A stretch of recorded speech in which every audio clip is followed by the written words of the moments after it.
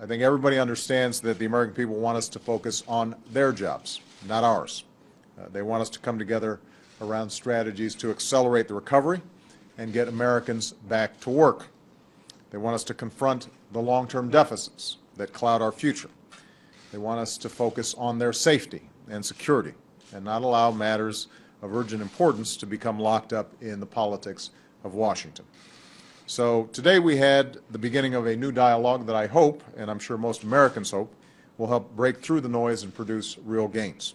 And as we all agreed, that should begin today because there are some things we need to get done in the weeks before Congress leaves town for the holidays.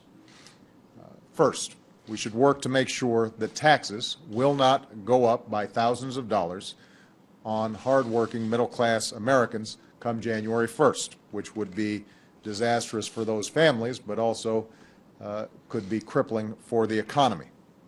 There was broad agreement that we need to work to get that resolved before the end of the year. Now, there's still differences about how to get there. Republican leaders want to permanently extend tax cuts not only to middle-class families, but also to some of the wealthiest Americans at the same time. And here we disagree. I believe, and the other Democrats who in the room believe, that this would add an additional $700 billion to our debt in the next 10 years.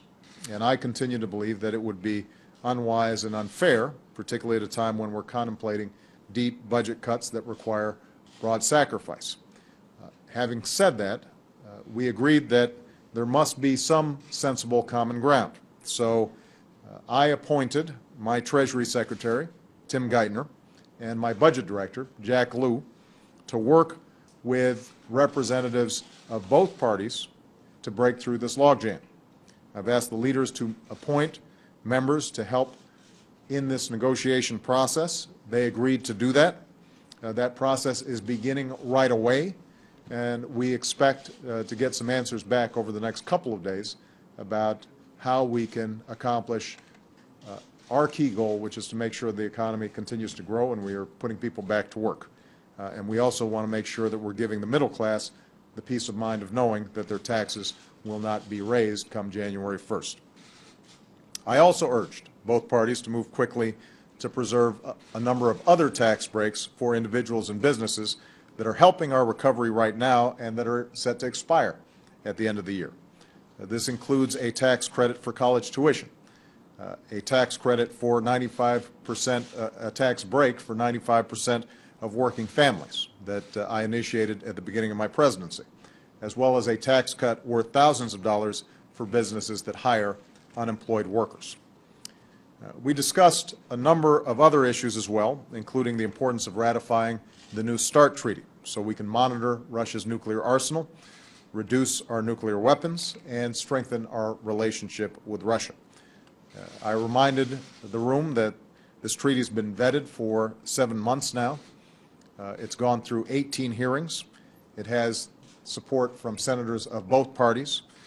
It has broad bipartisan support from national security advisors and secretaries of defense and secretaries of state from previous administrations, both Democrat and Republican, and that it's absolutely essential to our national security. We need to get it done. We also talked about the work of the Bipartisan Deficit Reduction Commission and the difficult choices that will be required in order to get our fiscal house in order. We discussed working together to keep the government running this year and running in a fiscally responsible way. And we discussed unemployment insurance, which expires today. I've asked that Congress act to extend this emergency relief without delay to folks who are facing tough times by no fault of their own. Now, none of this is going to be easy. We have two parties for a reason. There are real philosophical differences, deeply held principles to which each party holds. And although the atmosphere in today's meeting was extremely civil, there's no doubt that those differences are going to remain no matter how many meetings we have. And the truth is there's always going to be a political incentive against working together, particularly in the current hyper-partisan climate. There are always those who argue that the best strategy is simply to try to defeat your opposition instead of working with them. And frankly, even the notion of bipartisanship itself has gotten caught up in this mentality. A lot of times coming out of these meetings, both sides claim they want to work together, but try to paint the opponent as unyielding and unwilling to cooperate. Both sides come to the table, they read their talking points, then they head out to the microphones, trying to win the news cycle instead of solving problems, and it becomes just another move in an old Washington game.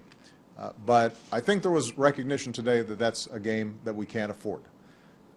Not in these times. And in a private meeting that I had without staff, without betraying any confidences, I was pleased to see several of my friends in the room say, let's try not to duplicate that. Let's not try to work the Washington spin cycle to suggest that somehow the other side's not being cooperative.